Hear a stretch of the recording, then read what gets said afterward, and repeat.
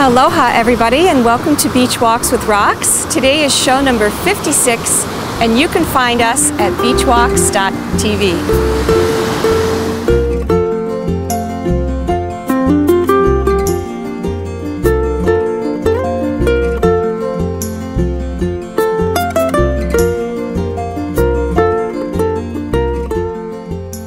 It's a beautiful morning here on the beach, and I had a little experience over the weekend that I thought I would share, and I'm calling it the case of the yogurt. There's a health food store here in our little town that I have a real love-hate relationship with. It's a very, in my mind, poorly run business, and as often as not, the food on the refrigerator shelf is out of date. And so I'm usually not, I have problems getting the kind of yogurt that I like. So I was there this weekend, and of course they were out of the yogurt that I like. And I figure, you know, this must be a popular yogurt. They can't keep it in stock, or the person doesn't know how to do ordering. You know, you would think it would be pretty consistent week to week. So nonetheless, I decided, well, I'll try another brand. And I just felt tremendous resistance. Really didn't want to try another brand, because this one yogurt I really love. But nonetheless, I tried another one. And I got home, and surprise, surprise, I like that yogurt better. And it really presented a kind of a psychological dilemma for me, because, you know me, I'm a contemplative person, and if I like this new yogurt, then I have to accept that the health food store being out of my so-called favorite yogurt was actually an opportunity and not a crisis. And it's a very interesting scenario, because my number two, you know, she's in the background going, but, you know, they should be held accountable. They should run their business better. They should. And of course, you know, I agree with her on those things.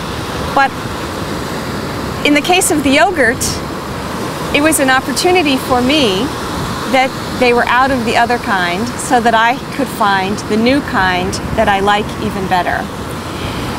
So as far as the yogurt goes, I'm done, at least for now, until they run out of that one, I suppose. But I don't need to go there in the future.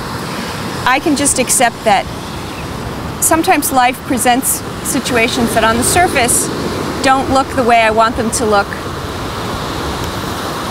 But underneath the surface, there is in fact an opportunity. And by now there's hardly anybody on earth that hasn't heard that saying, that the Chinese character for crisis is also the character for opportunity.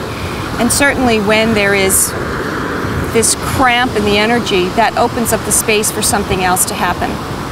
So I'm going to do a few sunrise salutations, and then Lexi and I are going to go swimming. So I invite you to look out for your case of yogurt today.